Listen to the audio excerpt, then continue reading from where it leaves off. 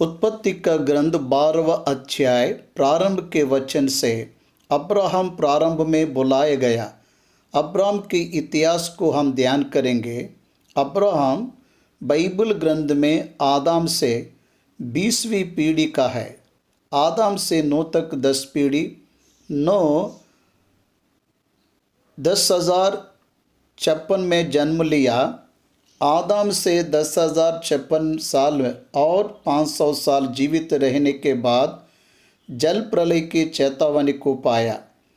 उसके 1656 साल में तब नूह को 600 साल था, उसके पुत्र को 100 साल था।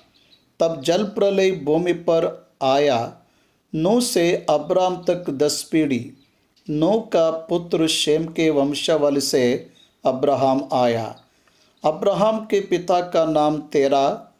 तेरह के 3 संतान नाहोर, अब्राहम, हारान ने लूत को जन्म दिया। उसका पिता तेरह के पहले ही वो मर गया।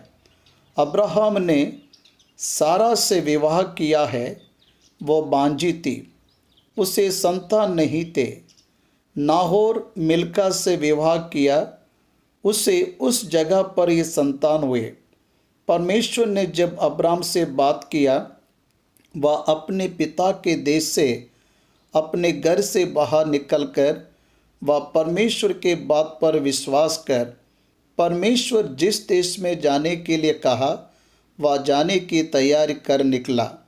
इस तरह मैं जिस देश के दिखाऊं उस जगह पर जा, ऐसा उससे कहने पर अब्राहम पिता का घर छोड़ने के लिए कहने पर पिता के घर को तो छोड़ा, लेकिन पिता को नहीं छोड़ा।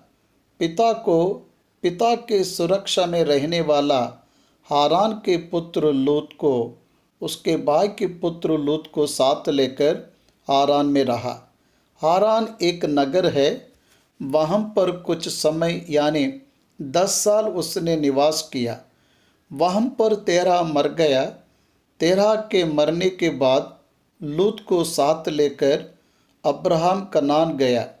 12वें अध्याय में अब्राहम के बुलाहट के बारे में लिखा गया। पढ़ूंगा, देखिए।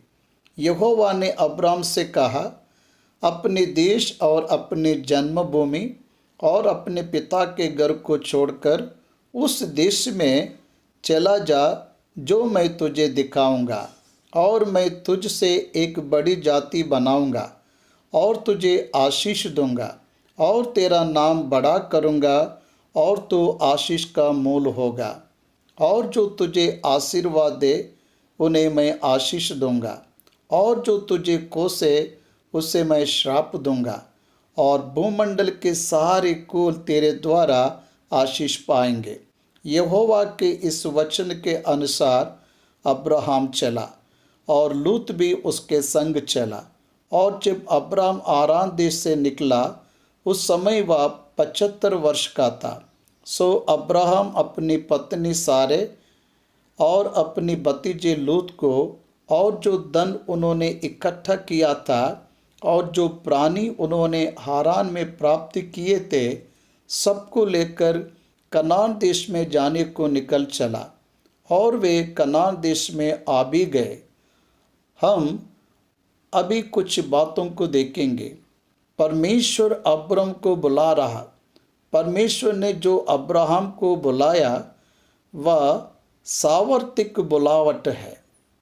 ग्रीक भाषा में एक्लेसिया कहने पर कॉल्ड आउट, बाहर बुलाया गया। बाइबल ग्रंथ में अब्राहम को फरान नगर में मूर्ति पूजा से बाहर बुलाया गया। अब्राहम सच्चे परमेश्वर को जानने के लिए सत्यवादी परमेश्वर से संबंध रखने, मिस्र की तरह जीवित रहने के लिए अब्राहम बाहर बुलाया गया। परमेश्वर उसके पुत्र यीशु मसीह को इस संसार में बेचकर सारे मनुष्य के पाप को उस पे डालकर पाप की सजा उसे देकर उसके द्वारा समस्त प्रजा के लिए वह पुत्र यीशु मसीह के नाम से उचित क्षमा प्राप्ति देने के लिए परमेश्वर का आदि की योजना को पूरा करने के लिए परमेश्वर ने अब्राहम को चुना। अब्राहम माँ के गर्भ में रचे जाने से पहले ही अब्राहम को परमेश्वर ने जगत की उत्पत्ति से पहले ही चुन लिया, नियुक्ति किया। इसलिए परमेश्वर ने अब्राहम को बुलाया। अब्राहम को परमेश्वर ने बुलाया, इसमें अब्राहम की कोई विशेषता नहीं है। परमेश्वर के अनुग्रह के सिवाय कुछ भी हमें नहीं दिखाई देता। यहाँ परमेश्वर अब्राहम के बारे में पूरी तरह से जानता था।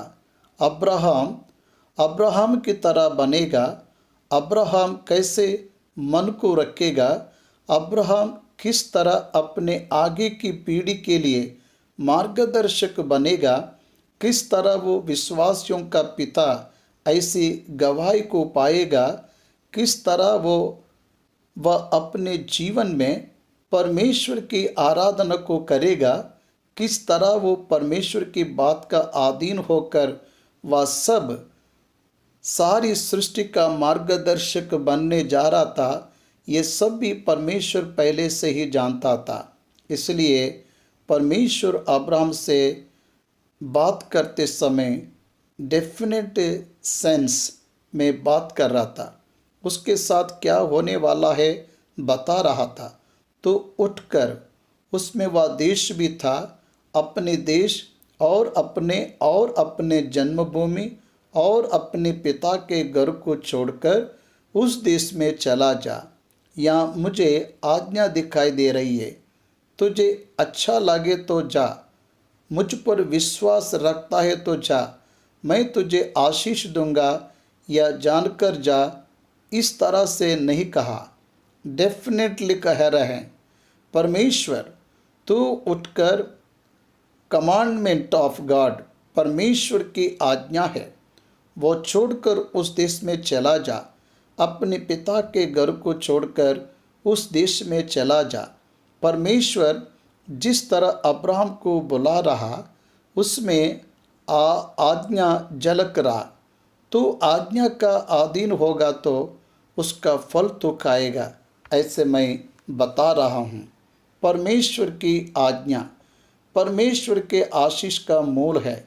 परमेश्वर की आज्ञा परमेश्वर की इच्छा का मूल है। परमेश्वर की आज्ञा परमेश्वर के अद्भुत योजनाओं को पूरा होने के लिए आधार है। इस तरह परमेश्वर ने जब अब्राहम को बुलाया तब आज्ञाकारी बना। परमेश्वर के साथ उसका सबसे पहले मुलाकात या बुलावट के द्वारा हुआ। अब्राहम का पिता तेरह फरात नदी के उस पार में मूर्ति पूजा करने वाला था।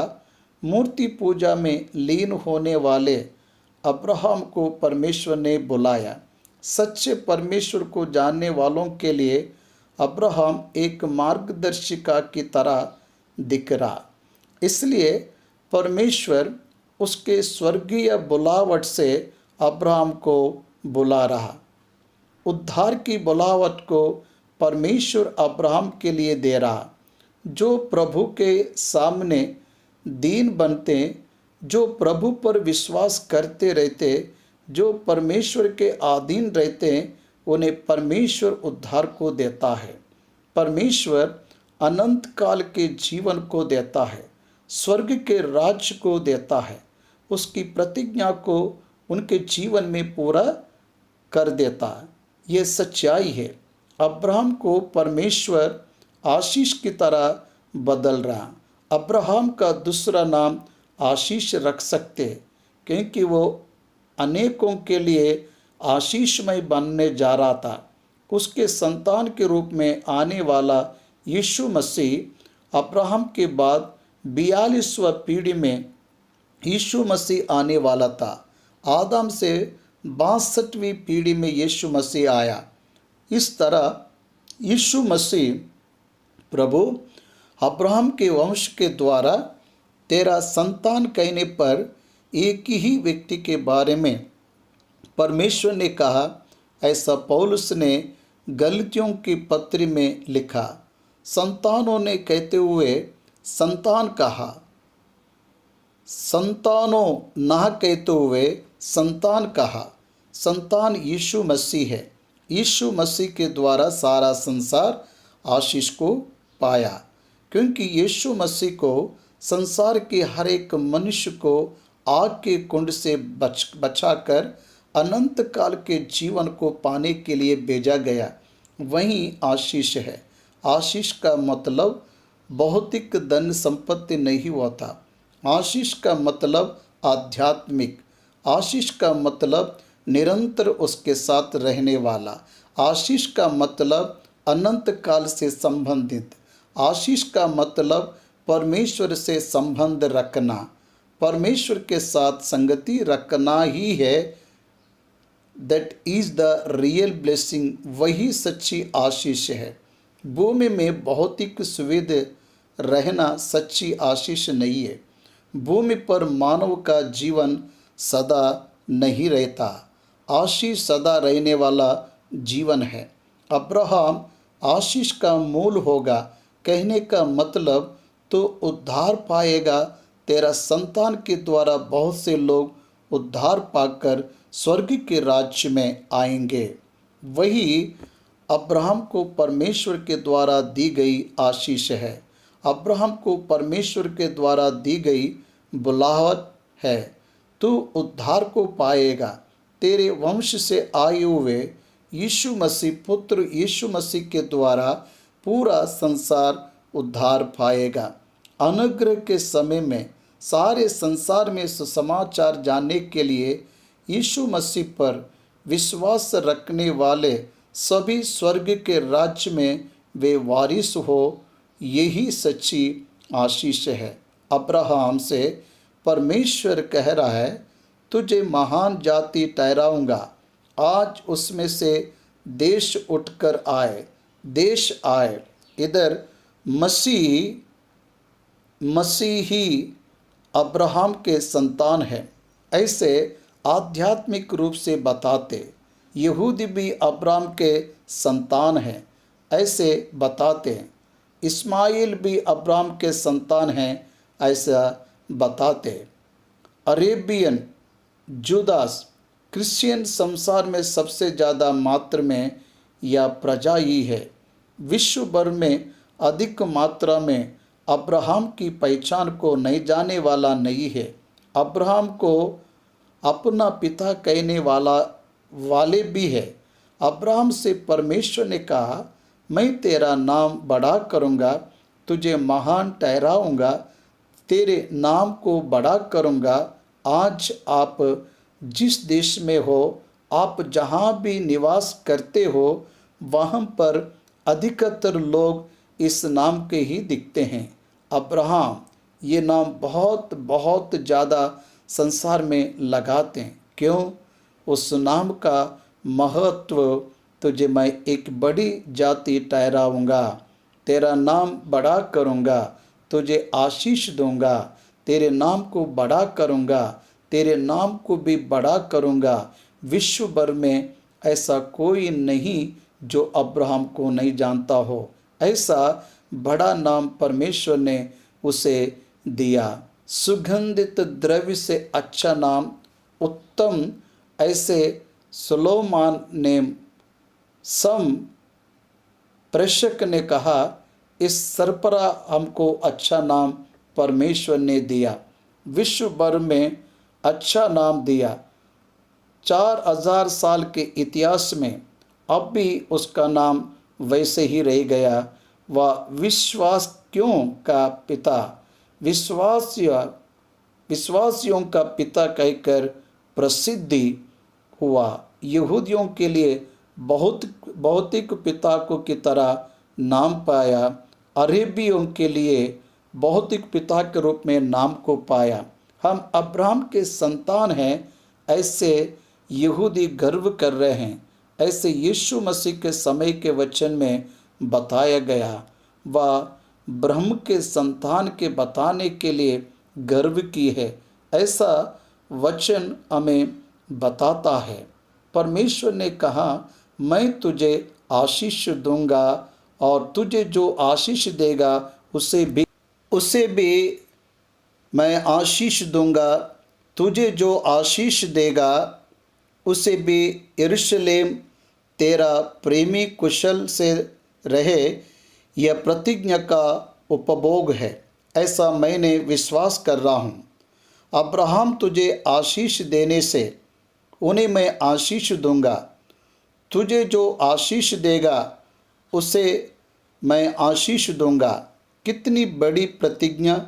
तुझे कोई भी श्राप दे मैं उसे श्राप दूंगा, तू श्राप मत देना। अब्राहम आशीष का मूल होने के लिए बुलाया गया, श्राप देने को नहीं। अब्राहम के वारिस होने के नाते मसीह भी आशीष देने के लिए बुलाए गए, श्राप देने के लिए नहीं। हमें जो श्राप देते उन्हें भी हम आशीष देने वाले लोग हैं। हमें जो श्राप देता उसे परमेश्वर श्राप देता है। रोमियों की पत्रिका में बहुत स्पष्ट रूप से कहा गया, बदला लेना तुम्हारा काम नहीं, मेरा काम है।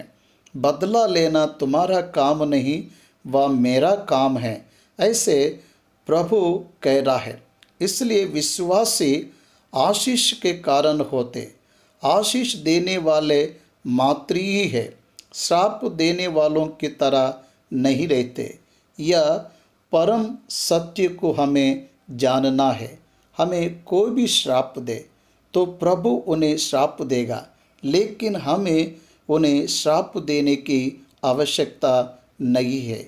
प्रेम का मार्ग ही यीशु का मार्ग है। प्रेम का मार्ग ही परमेश्वर के द्वारा अब्राहम को बताया गया मार्ग है। तेरे द्वारा सारी जाति, all the nation and all the families, वंश, जाति, देश यीशु के कारण आशीष को पाएंगे। अब्राहम को सबसे पहले सुसमाचार सुनाया गया। The first gospel reach to Abraham to come out from the world. विश्व से, संसार में से बाहर आ अब्राहम, वही सुसमाचार है। कॉल्ड आउट, बाहर बुलाया गया। बाहर आने के कारण हमें पता चल रहा है कि उसने सुसमाचार पर विश्वास किया। द फर्स्ट बिलीवर की तरह हम देखते हैं। कॉल्ड आउट पर्सन की तरह उसे महत्व मिला। हमको उत्पत्ति से आदम के इतिहास से अब्राहम के इतिहास तक बहुत से विश्वासी रहने पर भी सुसमाचार की जानकारी अब्राहम को द्वारा ही प्रकट हुआ। अब्राहम के कारण ही आया, अब्राहम के समय में ही आया। अब्राहम का मूल पिता आदम को एदन के बगीचे में पाप करने तुरंत बाद यीशु मसीह उसके पाप की क्षमा के लिए आने वाला है। इस सच्चाई को आदम पर प्रकट किया, वहाँ उन्होंने उस बात पर विश्वास किया, इसलिए वे उद्धार को पाए। परमेश्वर का पुत्र अनेक के लिए आने वाला है, इस बात पर विश्वास किए, इसलिए वे उद्धार को पाए। परमेश्वर का पुत्र पाप के निवारण के लिए आने वाला है, ये बात पर अब्राहम ने विश्वास किया, वो भी उद्धार को पाया। इस तरह अब्राहम को परमेश्वर ने आशीष दिया, उद्धार का आशीष दिया। केवल भौतिक धन संपत्ति से ही नहीं, अब्राहम को परमेश्वर ने आशीष नहीं दिया। अब्राहम के निमित्त इब्रानियों के पत्री में प्रभु कहता है, उनके लिए परमेश्वर शहर को बना रहा है, वैसे लोगों के लिए ये संसार योग्य नहीं है। विश्वासियों के लिए ये संसार योग्य नहीं है। इसलिए परमेश्वर एक स्थिर शहर को वही शिल्पी, वही निर्माणकार बनकर बना रहा है।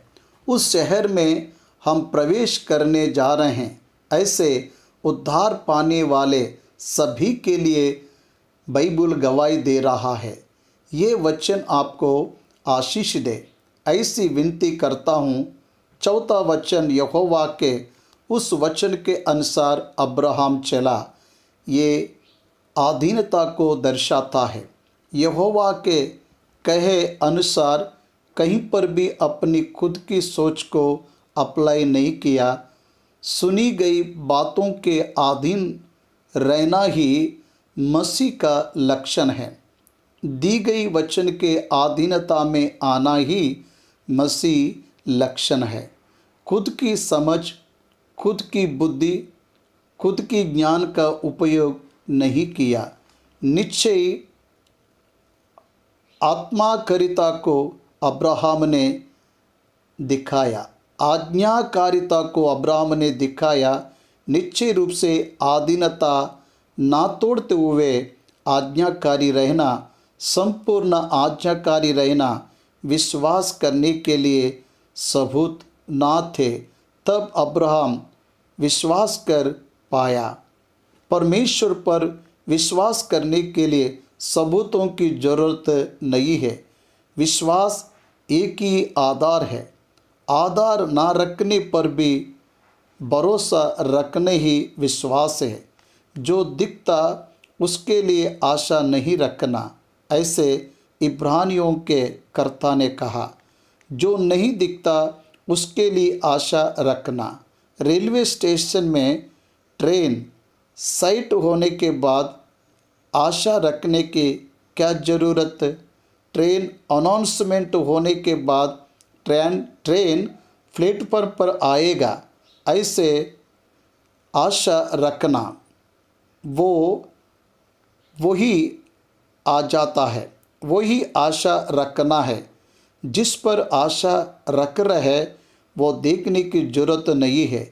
जो नहीं दिखता उस पर भरोसा रखना ही विश्वास है। जो नहीं है वो ये सबूत अब्राहम किस पर भरोसा रखकर आया। अब्राहम भूमि के ऊपर रहने वाले कनान की आशा में आया क्या? अब्राहम उसके 175 साल के जीवन के लिए आशीष चाहिए, इसलिए आया क्या? नहीं, अब्राहम उसे अनंत काल का जीवन चाहिए, इसीलिए आया। अब्राहम परमेश्वर शिल्पी निर्माण कर रहे ऐसे शहर के लिए इंतजार किया।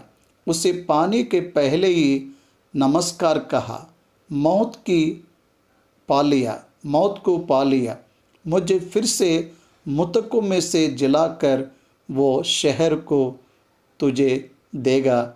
मैं परमेश्वर के साथ जीऊँगा। इस विश्वास से अब्राहम मर गया। उसका नया विश्वास है। उत्पत्ति का ग्रंथ 12वां अध्याय 6वें वचन से मनन करेंगे। अब्राहम उसके भाई का पुत्र लूत, अब्राहम की पत्नी सारा, उसके साथ काम वाले वो हारान में इकट्ठा किए धन संपत्ति कनान को लेकर आए। वहाँ पर कनानी लोग निवास कर रहे थे। उस देश के बीच से जाते हुए अब्राम शेकेम में, जहाँ मोरे का बांज वृक्ष है, पहुँचा। उस समय उस देश में कनानी लोग रहते थे। नूह के पुत्रों में से हाम का पुत्र कनान है। हाम नूह को जन्म देने के कारण परमेश्वर ने हाम के पुत्र कनान को श्राप दिया। कनान परमेश्वर की दृष्टि में श्रापित है। अब्राहम के समय में कनान के वंशावली की अभिवृद्धि हुई। ये कनान का वंश विस्तृत होकर कनान देश की तरह बन गया। कनान के देश में इस्राएली यहोश के दिनों में कदम रखने तक 7 जाति के प्रजा कनान में निवास कर रहे थे। हित, यबूसी, सीदोन, एमोरी, गिरगिश, इस तरह से 7 प्रकार की जाति, ये सब का कनान के भूभाग से निकलकर कनान का निज भाग रहने वाले उस भूभाग को इस्राएलियों को देने के लिए परमेश्वर ने संकल्प किया। कनान अपने निज बाग को कोराहा ये स्थापित रहना। कनान श्राप को पाया, कैन श्राप को पाया। हाबिल को मारने के कारण कैन श्रापित हुआ। पिता को नग्न देखने के कारण हाम को द्वारा कैन को हाम को श्राप देने के लिए कनान को श्राप दिया। हाबिल को मारने वाला कैन देश भर से घूमते रहा, जगह नहीं मिला। उस तरह इधर उधर संचार कर रहा था, खुद का स्थल नहीं था। जैसे उसी तरह कनान को पुत्र, कनान के संतान, कनान के वंश जाति की तरह अभिवृद्धि को पाए। ये लोग इस्राएलियों के द्वारा भगा कर जाने के कारण ये लोग किस जगह के रहा गए, बाद में ये जाति का अंत हो गया।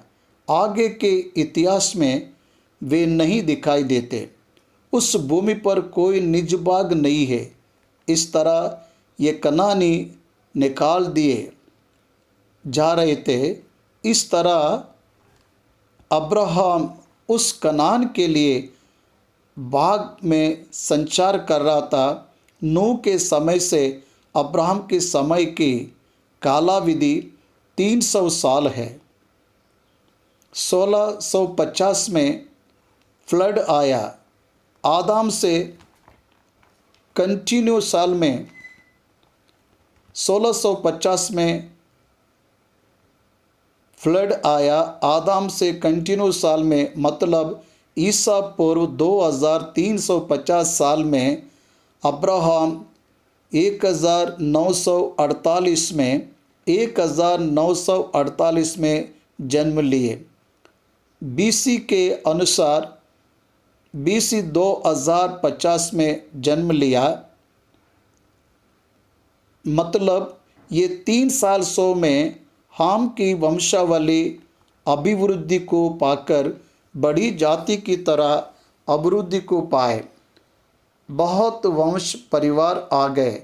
वो जहाँ निवास करते हैं वहाँ मोरे पर्वत के पास बांज का वृक्ष, वो मोरे पर्वत में बांज वृक्ष के पास सबसे पहले अब्राम उतरा। वो वहाँ से शेकेम नामक जगह तक चला। शेकेम तक संचार किया और मोरे पर्वत के बांज वृक्ष के पास रुक गया। अब्राहम जहाँ पर उतरा वहीं पर ही फिर से 18वें अध्याय के पहले वचन में वही जगह पर फिर से आया। ममरे के बांज वृक्ष के पास आया। 18वें अध्याय में अब्राहम उसके भाई के पुत्र लूत को साथ लेकर आया। तब यहोवा ने अब्राहम को दर्शन दिया। परमेश्वर अब्राहम को 7 बार दर्शन दिया।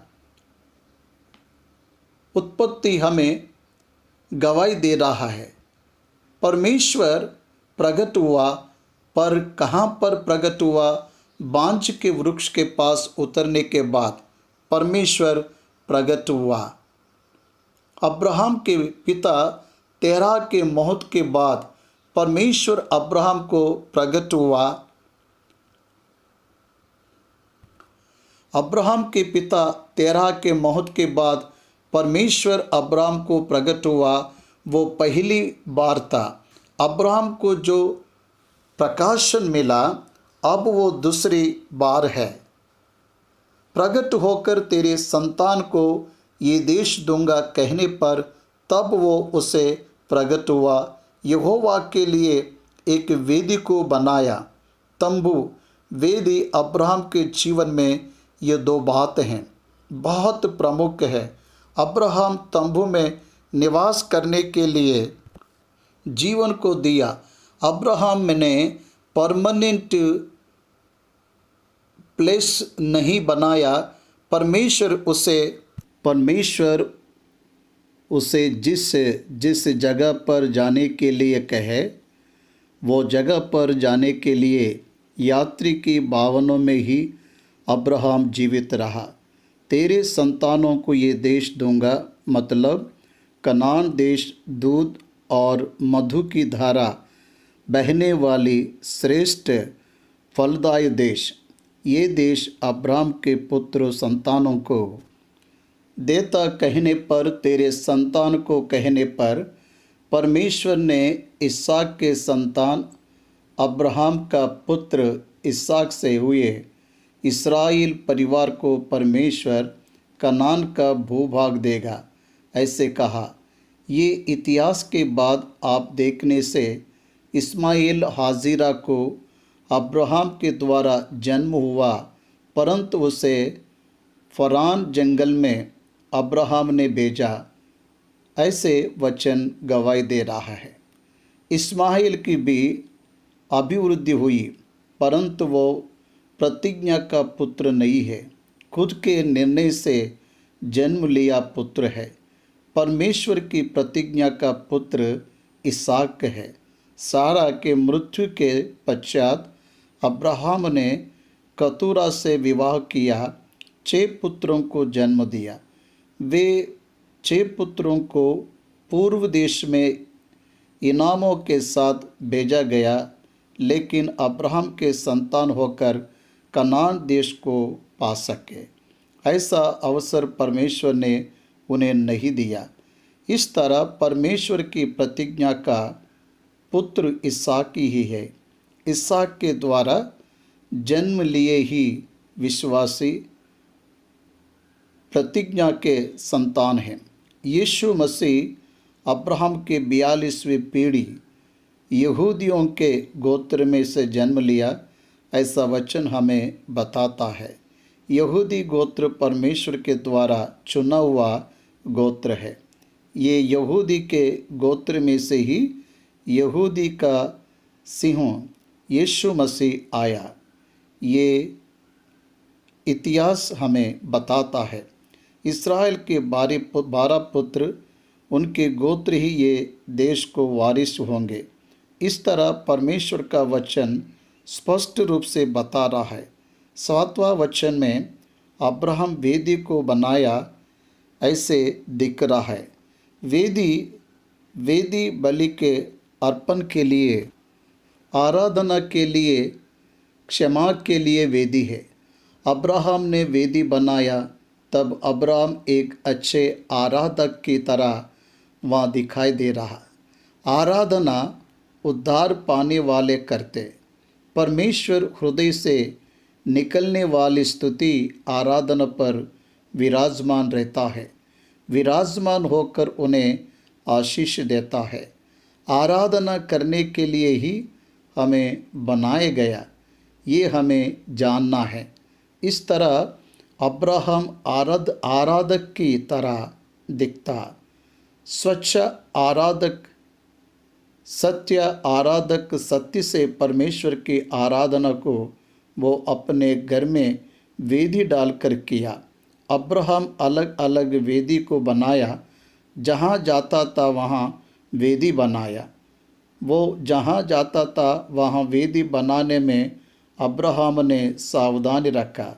इस्राएल के इतिहास को हम देखने से परमेश्वर ने मूसा को अति पवित्र तंबू में बुलाया। तंबू में अति पवित्र स्थान वो संद परमेश्वर ने उन्हें दिया।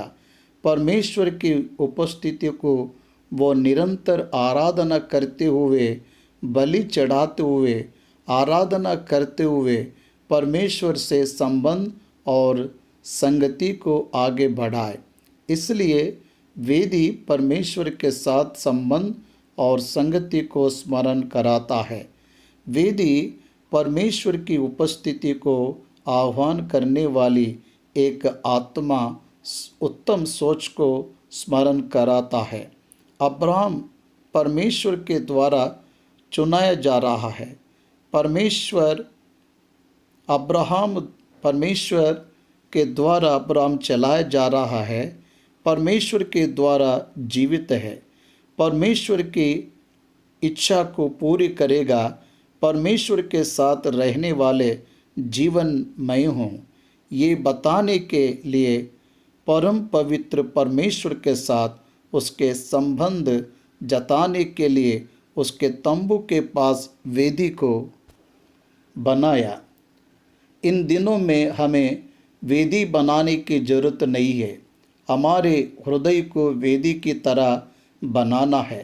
हमारे हृदय नामक इस वेदी पर निरंतर स्तुति आराधना, निरंतर पाप क्षमा के लिए अंतरंग विलाप निरंतर होते रहना चाहिए। इसलिए उद्धार पाने वाला हर एक विश्वासी उसके हृदय ध्वनि में परमेश्वर की स्तुति करता है। हर एक बात पर परमेश्वर को ही महिमा देता। ये ही उसके जीवन से परमेश्वर चाहता है, उसे ही पूरा करना चाहिए।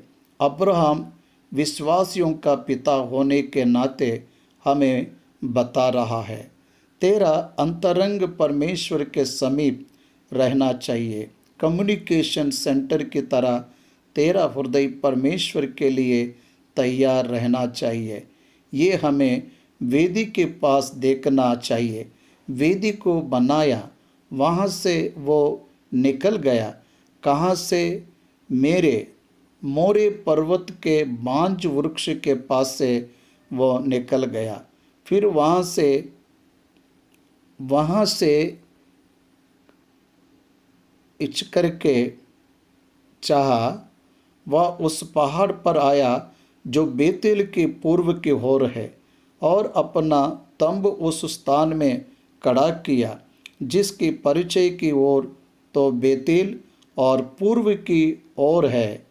और वहाँ भी उसने यहोवा के लिए एक वेदी बनाई और यहोवा से प्रार्थना की। और अब्राहम कूच करके दक्षिण देश की ओर चला गया। In the direction of God. परमेश्वर जिस तरह से चला रहा है वैसा चलने के लिए उसने अपनी इच्छा को रखा। ध्यान दीजिए, बेतेल के पूर्व की ओर पहाड़ के पास पहुंचा मूसा इस ग्रंथ को लिखते समय वहां पर बेतेल एक शहर की तरह अभिवृद्धि को पाया हुआ दिख रहा है। वास्तव में बेतेल का नाम याकूब ने रखा। उत्पत्ति का ग्रंथ 28वां अध्याय 16वां से 19 वचन में याकूब जग उठा, उसे जहाँ परमेश्वर प्रकट हुआ उसके लिए वेदी बनाऊंगा ऐसा निश्चय किया, और अपने ताकीर का पत्थर लेकर उसका स्तंभ खड़ा किया और उसके सिर पर तेल डाल दिया। वहाँ पर ये परमेश्वर का भवन है। Bethel the house of the Lord, ये परमेश्वर का घर है। परमेश्वर यहाँ पर है।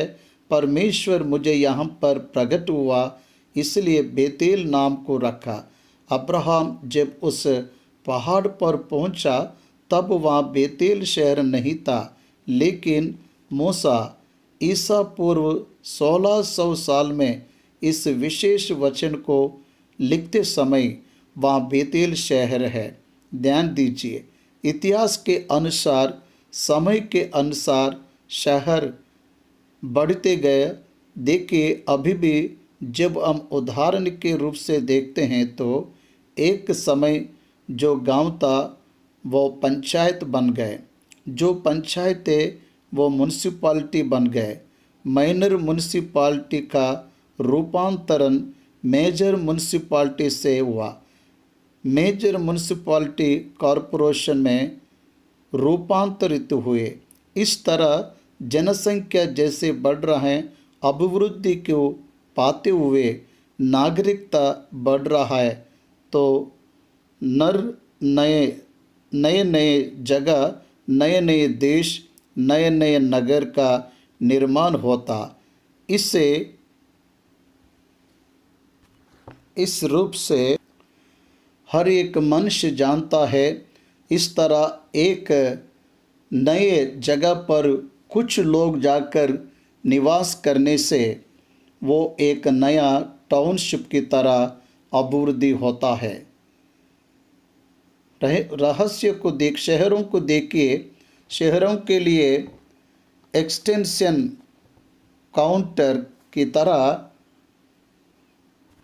हेम्बलेट्स एक अच्छी प्रजा क्षेत्र होकर नहीं शहर की तरह अभिवृद्धि का पाकर उनका अच्छा नाम रखकर उन्हें मुख्य शहरों के साथ जोड़कर नगर का विस्तार होते हुए दिखता। अब्राहम जब गया तब वो बेतेल का पहाड़ शहर नहीं था, वहाँ सिर्फ पहाड़ ही था, पर मूसा से वचन को जब लिख रहा था तब वहाँ बेतेल गांव है वैसे दिखाई दे रहा है। बेतेल के पूर्व की ओर पहाड़ के पास पहुंचकर अपना तंबू उस स्थान पर खड़ा किया जिसकी पश्चिम की ओर बेतेल और पूर्व की ओर है, और वहाँ भी उसने यहोवा के लिए दूसरी वेदी बनाया। दूसरी वेदी में आराधना के साथ पाप क्षमा वाली बलि के साथ उसने प्रार्थना को जोड़ा। ऐसे वचन हमें स्मरण दिलाता है। प्रार्थना परमेश्वर के साथ संगति को बढ़ाता और प्रोत्साहित करता। प्रार्थना की शक्ति को हर विश्वासी को जानना है। पूरे बाइबल ग्रंथ में प्रार्थना करना, विनती करना, दोहाई देना, ये शब्द अनेकों जगहों पर बहुत बार देखने को मिलता है। हर व्यक्ति के जीवन को जब हम देखते हैं तो वो प्रार्थना योद्धा की तरह ही दिखते। प्रार्थना विनती प्रभु को हमारे समीप ले आता। परमेश्वर के उपस्थिति को हम अनुभव कर रहे हैं। ये सबूत प्रार्थना के द्वारा मिलता। पुराने नियम के प्रार्थना और नया नियम के प्रार्थना में क्या अंतर है? नया नियम में योग्य प्रार्थना कैसे करना हमें ये नहीं पता, इसलिए पवित्र आत्मा स्वयं हमें सहायता करने के लिए हाय भरकर हमारे हृदय की विनती को प्रार्थना के रूप में परमेश्वर के पास ले आता। ऐसे रोमियों की पत्री हमें बताता, भाइयों और बहनों, प्रार्थना कामों को सफल करता। क्यों प्रार्थना करना चाहिए? परमेश्वर ने प्रार्थना को एक बलवंत हथियार की तरह विश्वास के जीवन में रखा। ये बात हमें जानना है। अब्राहम वेदी को बनाकर और बेतेल के बीच में खड़ा हुआ, वहाँ पर वेदी को बनाया, वहाँ पर उसके घर में वेदी को खड़ा किया। हर एक के घर में परमेश्वर की वेदी रहना चाहिए। हर एक के घर में परमेश्वर की उपस्थिति में प्रार्थना करने का अनुभव रहना चाहिए। अब्राहम के पास भौतिक वेदी था। विश्वासी होने के कारण हम अंतरंग को वेदी बनाकर हमारे हृदय को परमेश्वर के साथ जोड़े हुए दिखे। ऐसे जीवन को हमें रखना है। इस तरह अब्राहम परमेश्वर यहोवा के नाम से प्रार्थना को किया। अभी हम विश्वासी यीशु मसीह के नाम से प्रार्थना करते हैं। पिता, पुत्र, पवित्र आत्मा के नाम से नया नियम में बताए गए यीशु का नाम, हाँ, यीशु के नाम से हमारी प्रार्थनाएं सफल होते हैं। यीशु के नाम में किए जाने वाली प्रार्थनाओं पर परमेश्वर विजयमान है। परमेश्वर उस प्रार्थनाओं को विशेष महत्व देकर जवाब देता। इस नाम के अलावा कोई भी नाम से प्रार्थना नहीं कर सकते। ये नए नियम में हमें सिखाया गया सत्य है। अब्राहम यात्रा करते हुए दक्षिण की ओर गया। अब्राहम आध्यात्मिक जीवन के रूपांतरण यहाँ दिखाई दे रहा है। परमेश्वर के बुलावट का अधीन हुआ, परमेश्वर के साथ चल रहा, परमेश्वर के उपस्थिति में प्रार्थना कर रहा है, वेदी के पास आराधना कर रहे हैं, पाप क्षमा के लिए अपने जीवन को तैयार कर रहा है। एक तरह से बताया जाए तो अब्राहम दिन प्रतिदिन परमेश्वर के उपस्थिति में चलने में सफल हुआ। वैसे समय में ही अब्राहम के जीवन में परीक्षा प्रारंभ हुआ। वो जब दक्षिण दिशा में जा रहा था, दक्षिण दिशा के देश में अकाल आया, अकाल बारी था। सभी लोग मिस्र में जा रहे थे। मिस्र में जाने वालों के साथ अब्राहम मिस्र में चला गया। यहाँ पर एक प्रमुख बात को हमें जानना है। मसीह संसार से संबंधित परिस्थितियों से सबकी तरह हमें भी उनके तरह बहाते हुए स्थिति में नहीं रहना चाहिए। मसीह संसार में समस्या आने पर प्रार्थना योद्धा की तरह रहना चाहिए। प्रार्थना पूर्वक ही निर्णय लेना है। इसके अलावा संसार में चल रही बातों की ओर आकर्षित नहीं होना चाहिए। मिस्र जाने के लिए परमेश्वर ने अब्राहम को अनुमति नहीं दिया। मिस्र में जाने के लिए इसहाक को भी परमेश्वर ने अनुमति नहीं दिया। मिस्र में जाने के लिए परमेश्वर ने याकूब और उसके वंश को ही चुना। इस तरह उत्पत्ति के 15वें अध्याय में परमेश्वर ने अब्राहम को बताया 400 साल की वह भयंकर कष्ट का समय, बंदी का समय, शत्रु देश में, पराये देश में रहने के समय, वो समय सिर्फ याकूब के संतान वहाँ पहुँचने के बाद होने वाला था। इस तरह अब्राहम और इसहाक का मिस्र में जाना परमेश्वर ने पसंद नहीं किया, परंतु अब्राहम ने परमेश्वर के इच्छा के विपरीत में मिस्र में चला। मिस्र में जाने से पहले अब्राहम प्रार्थना करता था तो अच्छा होता था, अनुकूल है ऐसे सोचते हुए, आहार मिलेगा ऐसे सोचते हुए, इसलिए मिस्री की ओर कदम रखा। विश्वासी अपने आधार के लिए परमेश्वर पर ही आधारित रहना चाहिए, भू संबंध वस्तु पर आधारित नहीं रहना चाहिए। विश्वासी का भौतिक जीवन भी परमेश्वर के अनुग्रह के द्वारा ही चलता है, वो उसके खुद के निर्णय से नहीं चलता।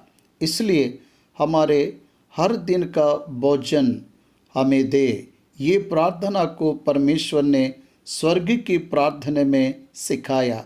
इस तरह हमें जो आहार मिलता वो परमेश्वर के द्वारा दिया होता, हमारी बुद्धि ज्ञान के कारण नहीं मिलता, हमारे कष्ट करने के कारण नहीं मिलता, हम अनुग्रह से ही आहार को पाते हैं।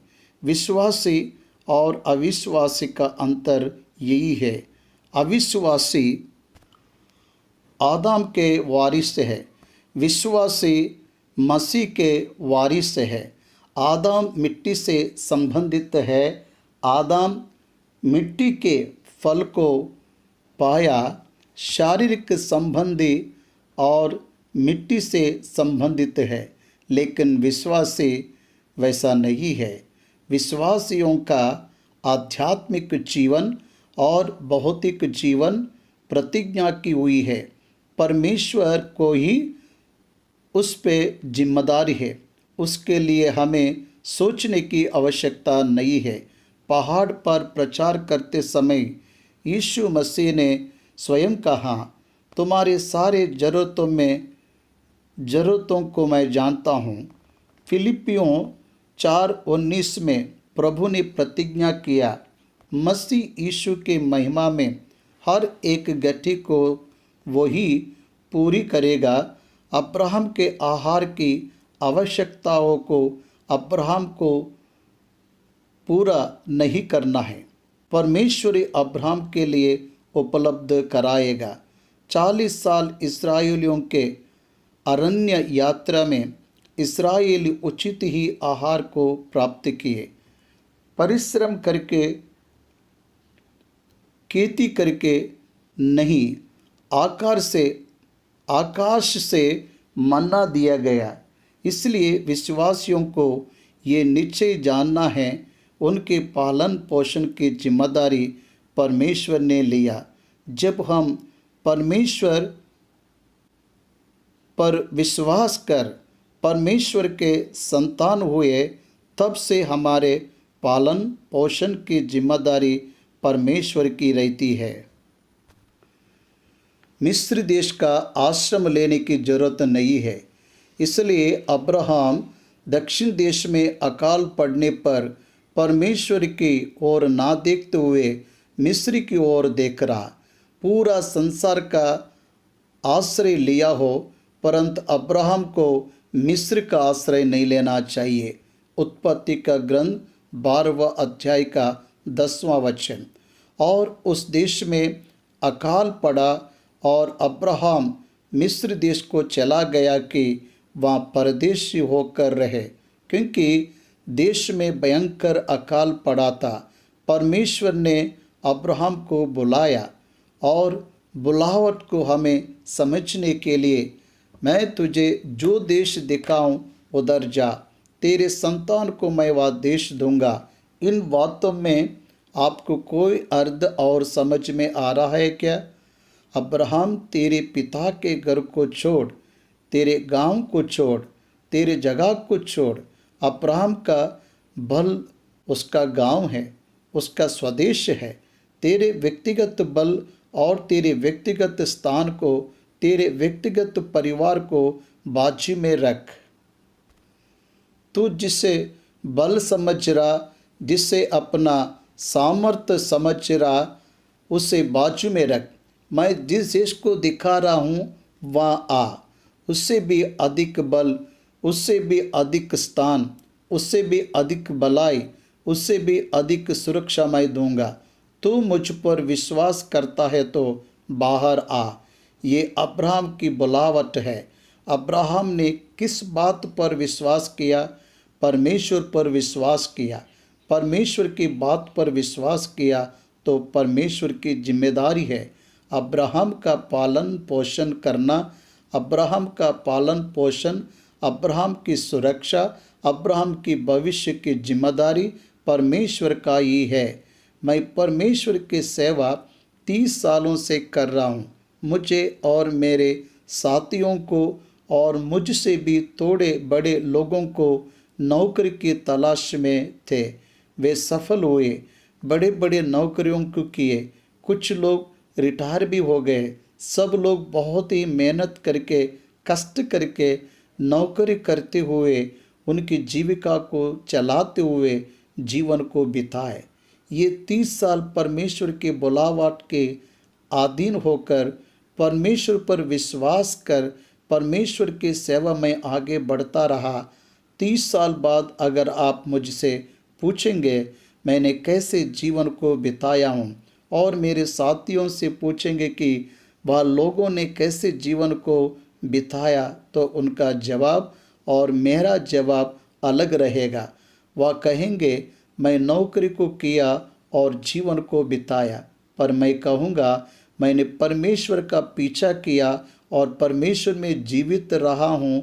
परमेश्वर ने यह 30 साल मेरा पोषण किया, परमेश्वर ने मुझे सुरक्षित रखा।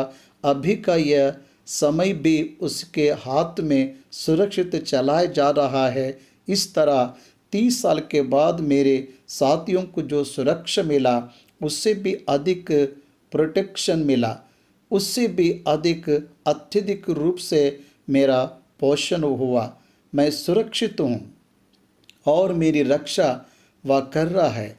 ऐसी गवाही को बता पाऊँगा। इस फेथफुलनेस कारण है मेरा परमेश्वर और उसकी सच्चाई और उसका भरोसा मंद रहना। इसलिए मसीह को अपनी बुलावट समझना है।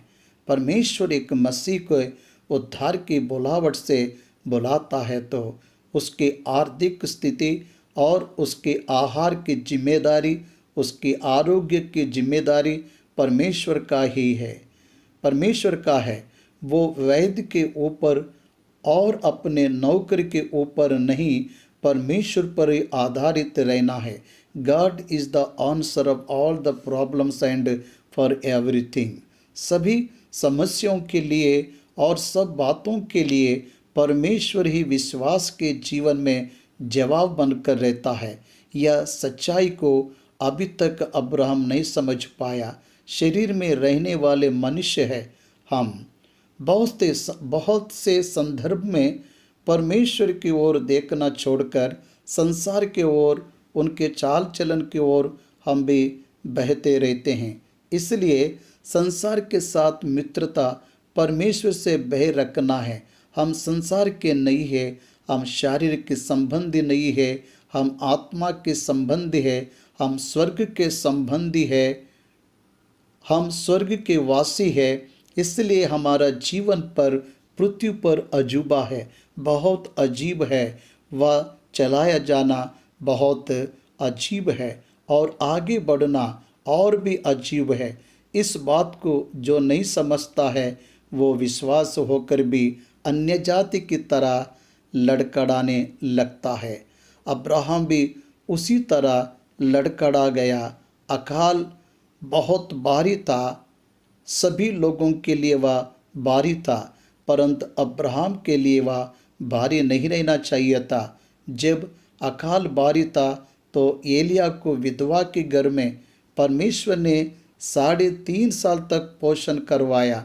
राजा के घर में भी भोजन नहीं था, परंतु एलिया ने खाया। इसका कारण यही है, परमेश्वर पर अगर तुम विश्वास रखोगे तो विश्वास रखने वालों के लिए सब कुछ संभव है। परमेश्वर के लिए सब कुछ संभव है। अब्राहम में सर्वशक्तिमान परमेश्वर हूँ। अब्राहम, मैं सर्वशक्तिमान परमेश्वर हूँ, क्या मेरे लिए कोई काम कठिन है? ऐसा परमेश्वर ने उत्पत्ति के ग्रंथ 17वें अध्याय में अब्राहम से पूछा। अब्राहम जब अकाल बारी था तो संसार के नाई अपने सर को झुका लिया।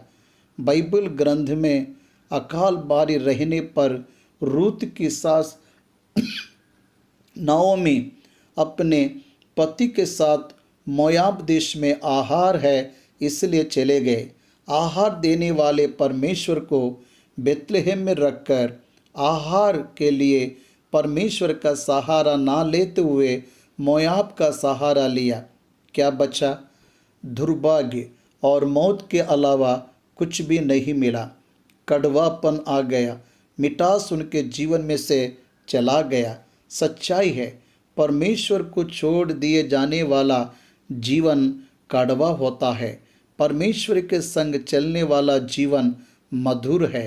परमेश्वर के साथ रहने वाला जीवन मधुर, परमेश्वर नहीं रहने वाला जीवन कड़वापन। परमेश्वर के कहलाने वाले हम क्या खाएंगे, कहाँ सोएंगे, कैसे जिएंगे, ये उसके हाथ में है। यीशु मसीह प्रभु की माता मरियम, वो और उसके साथ मंगनी हुए यूसुफ, यीशु मसीह के जन्म के बाद उनसे कहा तो मिस्र में जा। परमेश्वर ने उनसे कहा, देख रहे हो, अब्राहम को मिस्र में जाने की अनुमति ना देने वाला परमेश्वर यीशु मसीह को मिस्र में भेजकर 2 साल तक उसकी सुरक्षा किया। God is सावेरियन।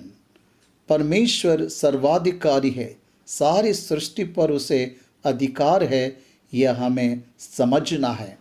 उसकी इच्छा के अनुसार अब्राहम मिस्र में जाकर धोखा खाया। परमेश्वर की इच्छा के अनुसार यीशु के साथ लेकर, मरियम को साथ लेकर मिस्र में जाकर आश्रय को पाया। यहाँ पर मिस्र देश यीशु नहीं है, परमेश्वर की इच्छा के अनुसार जा रहा है, परमेश्वर की इच्छा के अनुसार नहीं जा रहा है। यही मुख्य बात है। इस सच्चाई को जानेंगे। इस तरह परमेश्वर की इच्छा के अनुसार अगर मेरे कदम रहेंगे तो वह मिस्र देश क्यों ना हो, या फिर कोई और देश क्यों ना हो, या बेबीलोन ही क्यों ना हो, डरने की ज़रूरत नहीं है। इसलिए अगर परमेश्वर हमारे साथ रहे तो आग का कुंड भी ठंड पड़ जाएगा। अगर परमेश्वर रहेगा तो सिंह का गोहा भी शांत हो जाएगा। परमेश्वर अगर साथ नहीं रहेगा, परमेश्वर अगर साथ नहीं रहेगा तो बेबीलोन भी इधर उधर होकर गिर जाएगा। इसलिए our relationship with God is important, our obedience to the God is important. परमेश्वर के साथ संगति और संबंध हमें प्रमुख रूप से देखना है। He was concerned God for everything. परमेश्वर से हर बात की सलाह लेने का अभ्यास करना चाहिए। हर एक विश्वासी को भोजन करते समय प्रार्थना, यात्रा करते समय प्रार्थना, दिन प्रतिदिन क्षण क्षण परमेश्वर के उपस्थिति में प्रार्थना में आने वाले रहना चाहिए। खुद की सोच से नहीं, संसार की सोच से नहीं। Money can not save you, धन तुझे नहीं बचा पाएगा, परमेश्वर ही उद्धार करता है। वह मिस्र में प्रवेश करने के लिए समीप गया। देखिए, परमेश्वर से पूछे बगैर ही उसकी यात्रा आरंभ हो गई। मिस्र देश में जाने के बाद मिस्र की नागरिकता, मिस्र की मानसिकता, मिस्र की प्रजा की दूर विचार के बारे में अब्राहम सोचने लगा। तुरंत ही उसके हृदय में डर उत्पन्न हो गया। याद रखिए, परमेश्वर जिस मार्ग में चलाता उस मार्ग में डर नहीं रहता। भयंकर मार्ग हो सकता परंतु डर नहीं रहता। Please note it. परमेश्वर जिस मार्ग में चला रहा है वह भयंकर मार्ग हो सकता है परंतु भय नहीं रहेगा। वह जंगल भी क्यों ना हो, डरने की जरूरत नहीं। परमेश्वर पोषण करता है, परंतु परमेश्वर ना चलाए ऐसा मार्ग कितना ही अच्छा क्यों ना हो, वह मार्ग में बहुत डर रहता है। मिस्र में जा रहा है तो आनंदित होना चाहिए। क्यों डर रहा है? अब्राहम मिस्र देश की प्रजा में कोई धार्मिकता नहीं है, अधर्मी है, दुर्विचार है, दुर्विचार के है, उनका विवेक शून्य है और वह अपवित्र जीवन को जीने वाली प्रजा है। वहाँ का न्याय बहुत ही खतरनाक है। परदेश से आए हुए लोगों के लिए उनका न्याय अलग है। उस देश के पास जाने के बाद में अब्राहम अपनी पत्नी से ऐसा बात कर रहे हैं। अब्राहम क्षण क्षण परमेश्वर के वचन से दूर हो रहा था, क्षण क्षण परमेश्वर के नियमों से दूर हो रहा था। क्षण प्रति क्षण जो सोच परमेश्वर के ओर रहना चाहिए वह छोड़कर अपनी सोच की ओर चला जा रहा था। अपनी पत्नी से इस तरह से कह रहा है, तू एक सुंदर स्त्री है, मैं जानता हूँ। परमेश्वर ने अब्राहम को बहुत सुंदर पत्नी दिया। इस कारण जब मिस्री तुझे देखेंगे तब कहेंगे यह उसकी पत्नी है, सो वे मुझको तो मार डालेंगे पर तुझको जीते रख लेंगे। किसने बताया तुझे? उत्पत्ति ग्रंथ 12वां अध्याय 7वां वचन में क्या कहा परमेश्वर ने? तेरे संतान को यह देश दूंगा। तू किस देश की ओर जा रहा है? कनान देश को छोड़कर दक्षिण दिशा की ओर जाते हुए मिस्र देश में जा रहा है। उस देश में जाने के लिए परमेश्वर ने कहा क्या? तेरे संतान को इस देश को दूंगा कहने पर मौत की बात कहाँ से आया? अब्राहम परमेश्वर के वचन को भूल गया, परमेश्वर की प्रतिज्ञा को भूल गया। उसको निश्चय संतान होंगे और वह संतान को कनान देश देगा। ऐसे अब्राहम को विश्वास करना चाहिए था। वह अपनी पत्नी से कह रहा है, मुझे मारकर तुझे जिंदा रखेंगे, मुझे मारकर तुझे जिंदा रखेंगे। मिस्री लोग अगर अब्राहम को मार डालेंगे तो उसका संतान कैसे होंगे। यह छोटी लॉजिक को वह मिस करके बात कर रहा है। बहुत बार हम परिस्थिति को मद्देनज़र रखते हुए परिस्थितियों के आधार पर विश्वास के ऊपर विश्वास रखते, परमेश्वर पर आधारित होकर विश्वास को नहीं बढ़ाते। मुझे बहुत बड़ी परीक्षा आया मेरे पिता के स्वास्थ्य के विषय में, तब मैं परमेश्वर पर विश्वास करूं या मचनेस देने वाले रिपोर्टर पर मैं विश्वास करूं। This is the test for मी।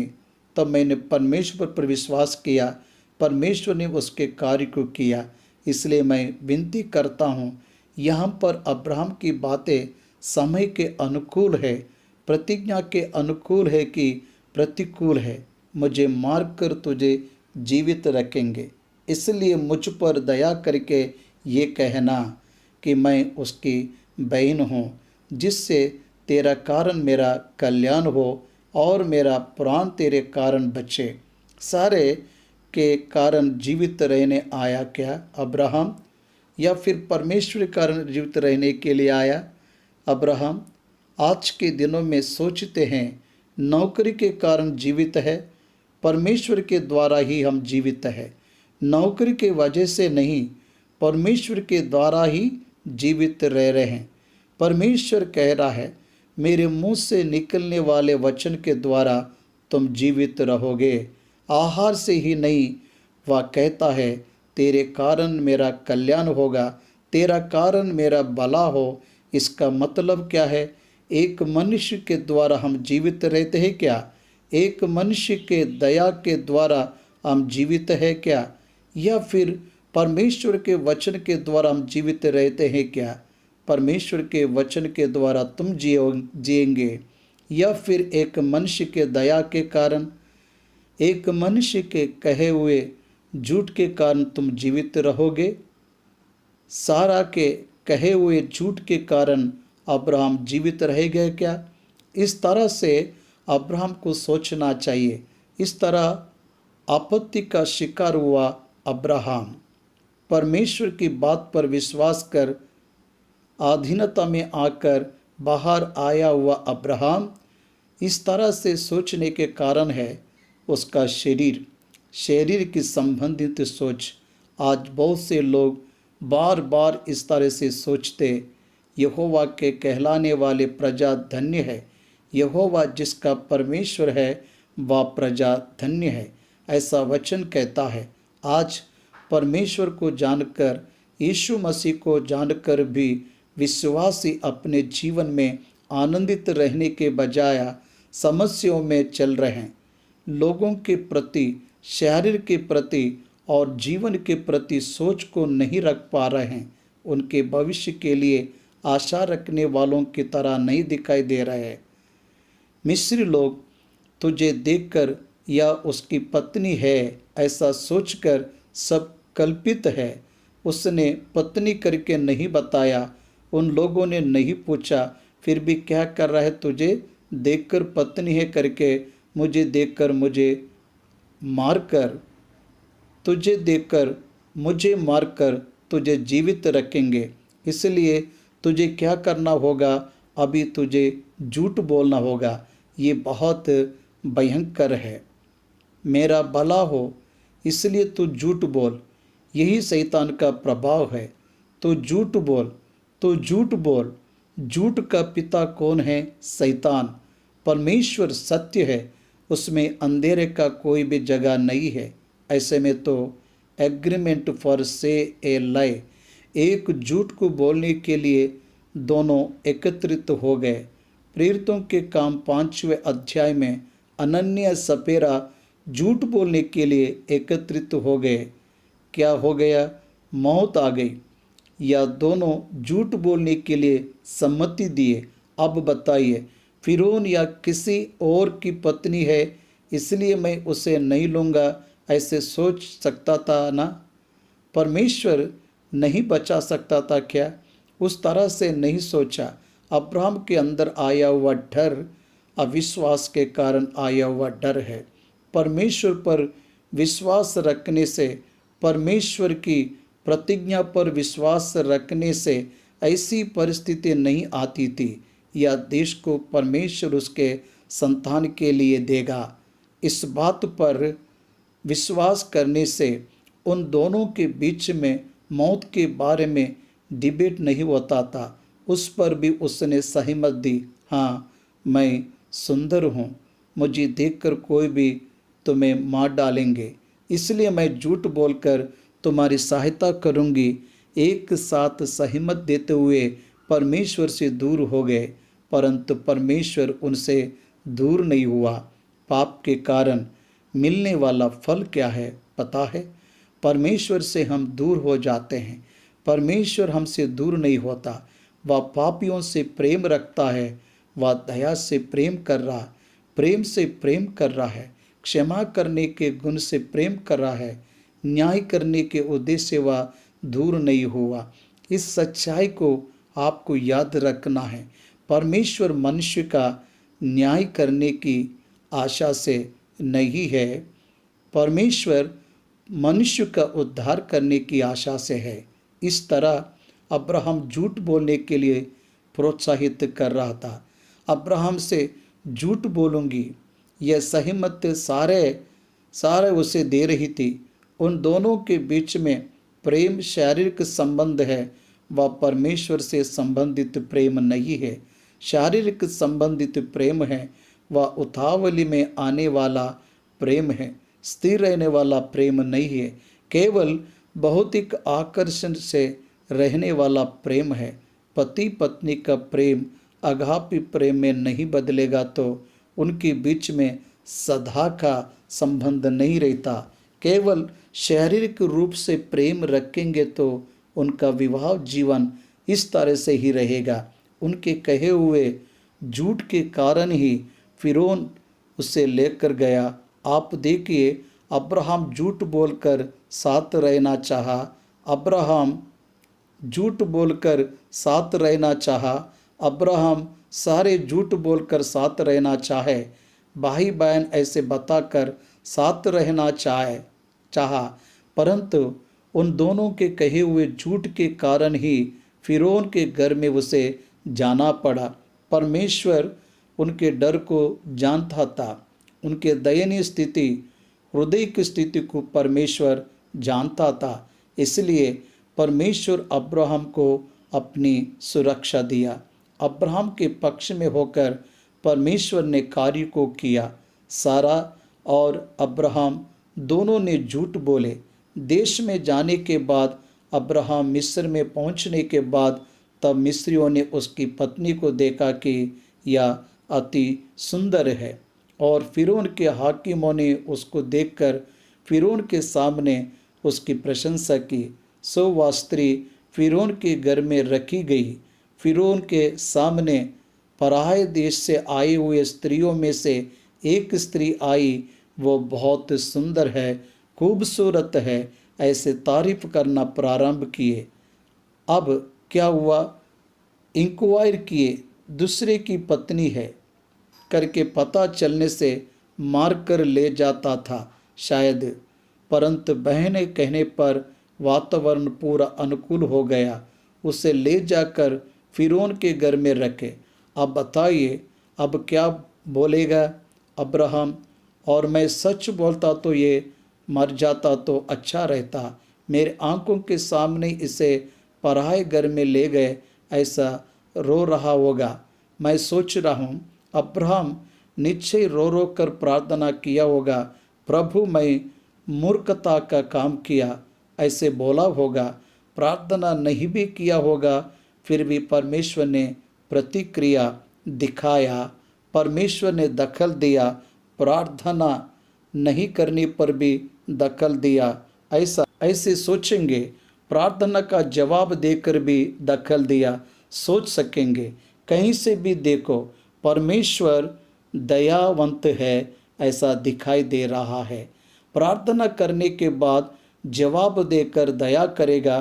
प्रार्थना नहीं करने पर भी अनुग्रह के द्वारा अपने बच्चों के पक्ष में खुद होकर कार्य करता परमेश्वर प्रेमी है। फिरौन जब सारै के ले गया, उसके कारण अब्राहम का भला ही किया। अब्राहम ने क्या कहा? मेरा भला हो। कैसी भलाई? भौतिक भलाई। बहुत से इनामों को उसने पाया। संसार में बहुत से लोग इनाम की आशा को रखकर पाप में बढ़ रहे हैं। वह इनाम दुख का कारण होगा। वह इनाम दुख का कारण होगा। वह इनाम अकेलापन का कारण होगा और कुछ नहीं। दुख का कारण होगा, वह इनाम अकेलापन का कारण होगा और कुछ नहीं। आप ध्यान दिए कि नहीं, अब्राहम के साथ लूत भी था। अब इसका मतलब लूत भी मौन था।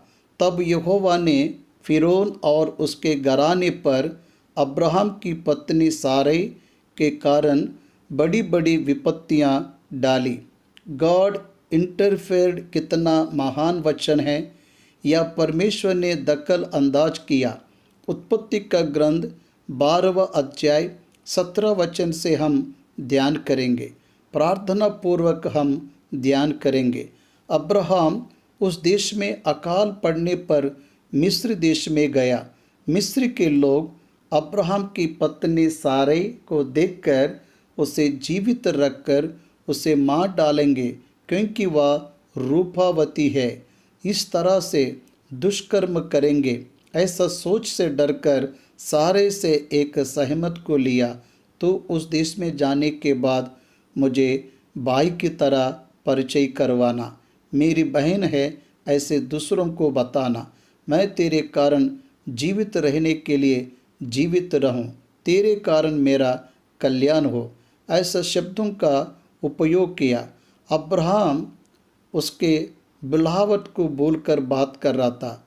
यह हम समझ गए। मिस्र में बोलकर बात कर रहे हैं।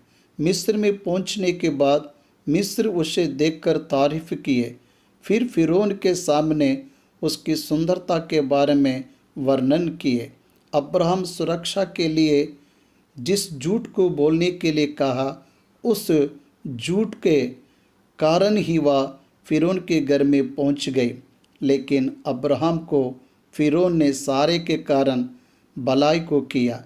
भलाई मतलब भेड़, बकरे, गधे, दास, दासियां, ये सब उचित या इनाम में उसे दिया गया।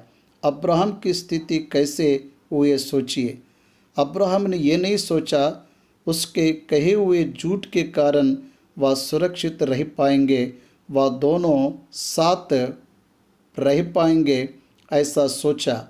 लेकिन यह परिणाम होगा, ऐसा नहीं सोचा। एक सीख इसमें से हमें लेना चाहिए। झूठ बोलते समय, पाप करते समय हम मानव लोग सोचते आने वाली विपत्ति से बचने के लिए झूठ बोल रहे हैं। निश्चय विपत्ति टल जाती है, ऐसा सोचते हैं। लेकिन झूठ पाप के कारण तू जो विपत्ति सोचा वह टल गया होगा, लेकिन तूने जो नहीं सोचा वह विपत्ति आ जाता। पाप के कारण विपत्ति ही आती, सुरक्षा नहीं आता। इस सच्चाई को अब्राहम भूलकर इस तरह से झूठ बोलकर फंस गया। वह मरने से बचने के लिए, उसका भला होने के लिए वह जो चाहता था वह मिला। झूठ के कारण मिला। झूठ के कारण मिला लाभ हानि ही है। वह भलाई नहीं परंतु भलाई की तरह दिखता। अब्राहम सारे को बहन बताने के कारण, सारे अब्राहम को भाई कहने के कारण झूठ धन को दिया। यहाँ पर झूठ धन को दिया। उस समय में संपत्ति क्या था? गधे, भेड़, बकरे, ऊंट, यही संपत्ति था। झूठ संपत्ति को दे सकता परंतु विपत्ति को भी देता, यह हमें जानना है। उसे विपत्ति को यहाँ संपत्ति बचा नहीं सकता। बहुत से लोग समस्या, विपत्ति से बचने के लिए धन काम आएगा ऐसा भ्रम में रहते हैं।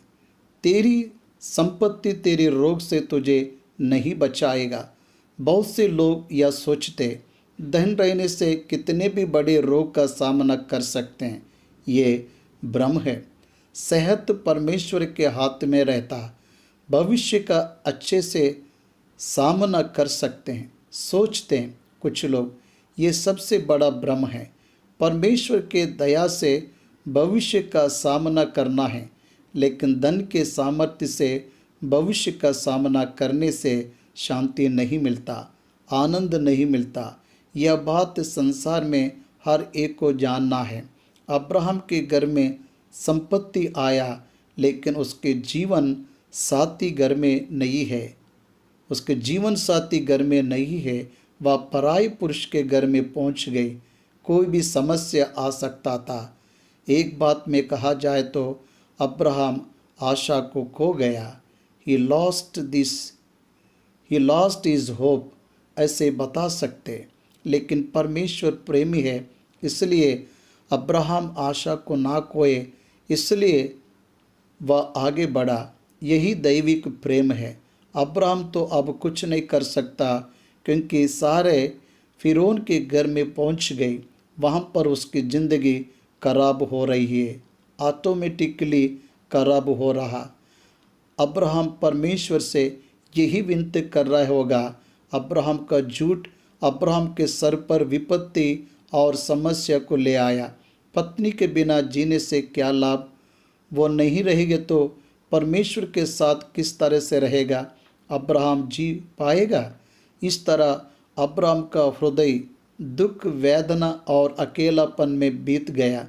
अब्राहम अकेला हो गया, क्योंकि उसके साथ अभी उसकी पत्नी नहीं है।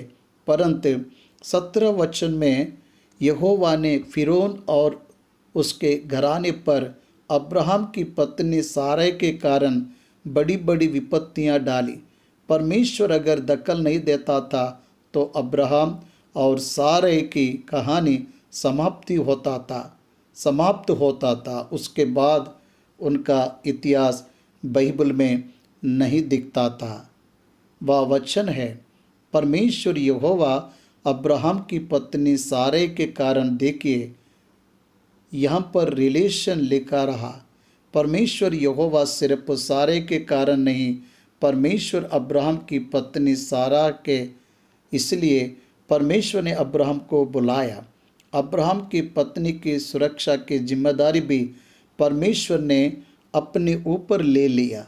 अब्राहम अपनी पत्नी को बचाने से हार गया। अब्राहम का परमेश्वर उसकी पत्नी को बचाने में विफल नहीं हुआ।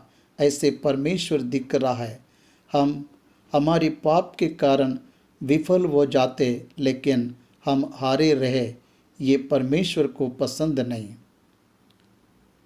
उस विफलता से छुड़ाकर सफलता की ओर बढ़ाने के लिए परमेश्वर हमारे लिए उत्सुक रहता है, योजना को रखता है। अब्राहम की पत्नी सारै के कारण किसे बहुत ही पीड़ा दिया। फिरौन के घर वालों को, फिरौन को यह सब अजीब लग रहा। फिरौन के हाकिम उसकी तारीफ किए, इसलिए उसे लेकर आया, धर्म से ही लेकर आया। वह खुद से बहन है बताई, इसलिए लेकर आया। लेकिन घटी घटनाओं को देखकर वह आश्चर्यचकित हुआ। क्यों ऐसा हो रहा है?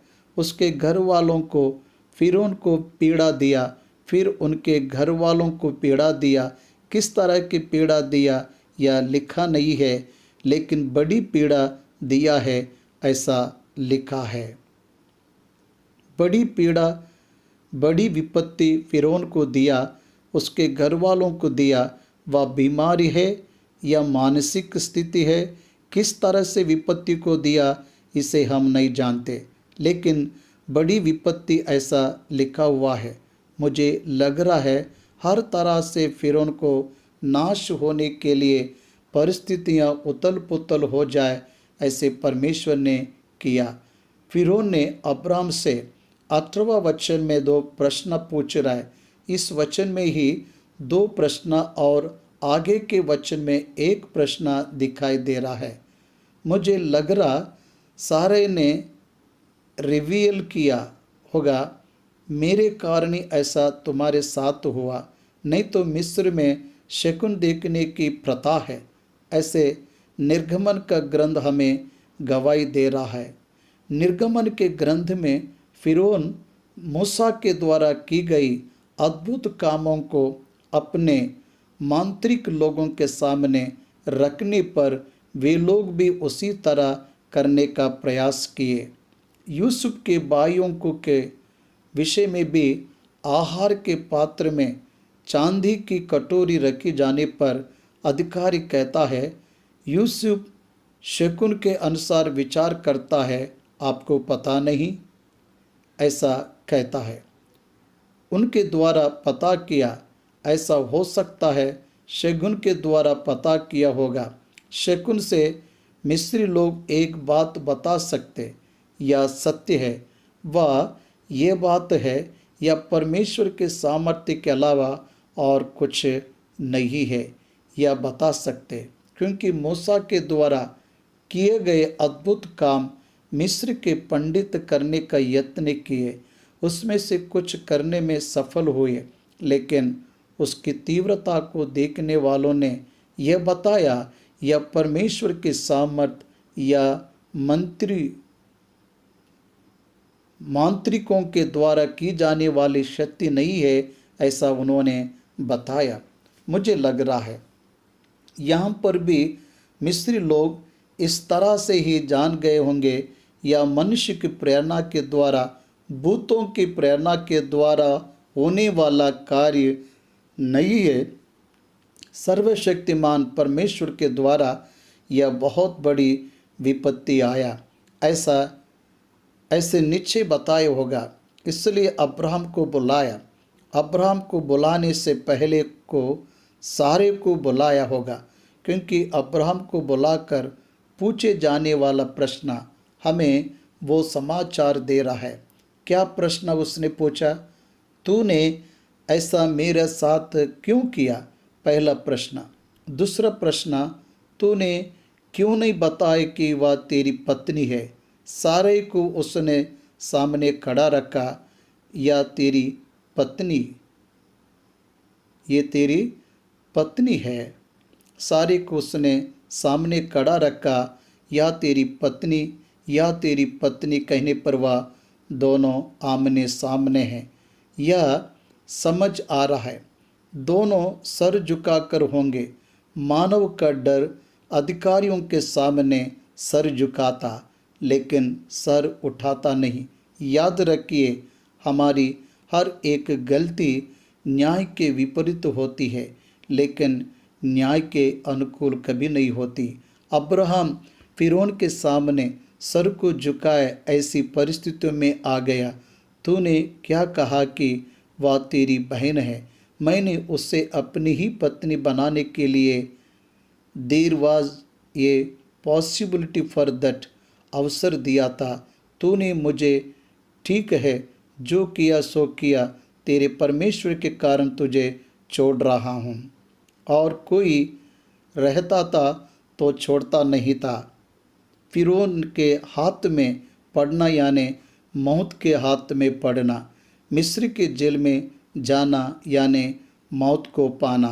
इसलिए यहाँ पर फिरौन ने कह रहा है, तो क्या हुआ? तो क्या हुआ?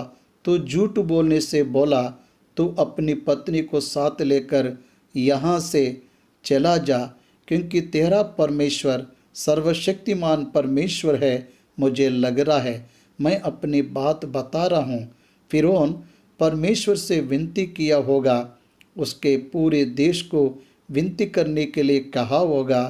परमेश्वर ने अपने बड़ी विपत्तियों के उस पर, उसके परिवार पर डाला। परमेश्वर का प्रेम कितना महान है। परमेश्वर उसके चुने हुए प्रजा के निमित्त उसके किए गए काम के तरीके अद्भुत नहीं क्या? सोचिए। हाँ, अद्भुत है। अब्राहम ने झूठ बोला, सारे ने झूठ बोला, झूठ का फल उन्होंने अनुभव किया। वह परिस्थिति में वह विनती किए होंगे, वह अलग हुए। परमेश्वर की इच्छा पति पत्नी का अलग होना नहीं है, मिलकर रहना है। पति पत्नी साथ रहने के लिए परमेश्वर का वचन का आश्रय लेना चाहिए। खुद की सोच का आश्रय नहीं लेना चाहिए। यहाँ पर हर पति पत्नी को निर्णय लेना चाहिए। तुम्हें कोई भी समस्या, कोई भी कष्ट, कोई भी नष्ट संसार के जीवन में आए तो आप देने दोनों खुद की सोच के अनुसार कृपा करके कुछ मत करना। खुद की सोच कर रहे तो खुद का सोच का कर रहे हो तो जाग जाओ। वैसे सोच को बढ़ावा मत दो। अलविदा कहो। परमेश्वर का आश्रय लेना आपके परिवार में आने वाले समस्या, आपको डराने वाली परिस्थितियाँ, आपके विचारों में डर को लाने वाली परिस्थिति आप जान जाओगे। तो आपके पारिवारिक जीवन में लगे तो उसे परमेश्वर के पास लेकर आना। परमेश्वर से विनती करो। ऐसा ना करते हुए खुद की सोच को रखकर उससे बाहर निकालने के यत्न मत करो। वैसे करने से नुकसान आपका ही होगा। परमेश्वर ने अब्राहम पर दया किया, सारे पर दया दिखाया, क्योंकि उनके वंश में से ही यीशु मसीह प्रभु को आना है। उनका पतन होने से कैसे? यहाँ पर एक सीख लेंगे। परमेश्वर अपने बच्चों के विषय में वही दखल देता। उसमें बच्चे सवाल ना पूछ पाए, ऐसे सर्वाधिकार परमेश्वर के पास है। यह हमें अंगीकार करना है। हमारे जीवन में हमारे ऊपर सर्वाधिकार परमेश्वर का है। हमारे जीवन की सुरक्षा, अश्योरेंस और इंश्योरेंस वही है। अश्योरेंस और इंश्योरेंस तो वही है। वही अब्राहम को इस पीड़ा से निकाला, इस नुकसान से बचाया। यह सारी विपत्ति उसके ऊपर नहीं आने दिया। सारे की पवित्रता को परमेश्वर ने भंग नहीं होने दिया। वही परमेश्वर तेरे संतान की रक्षा करेगा। तुझे विश्वास करना है, तुझे परमेश्वर से विनती करना है। तेरी बच्चों की पवित्रता को परमेश्वर बड़ा बांध कर बचाएगा। तो विश्वास करके प्रार्थना आरंभ कर।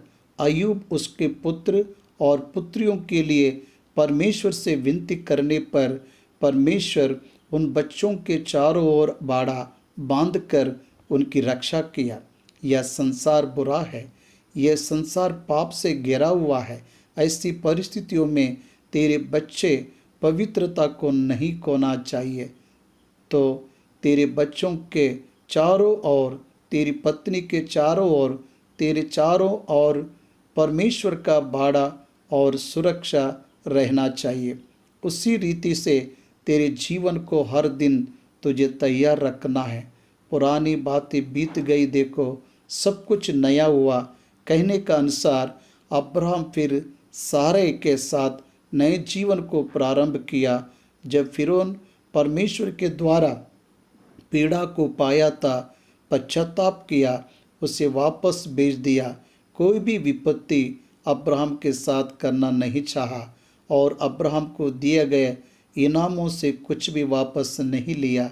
इतना ही नहीं, अब्राहम के कहे हुए इस झूठ के कारण अब्राहम और सारे दोनों मिलकर कहे हुए झूठ के कारण फिरौन के सभी प्रजा को गुस्सा आ रहा था अब्राहम के ऊपर, क्योंकि उनके परिवारों के ऊपर विपत्ति आया था।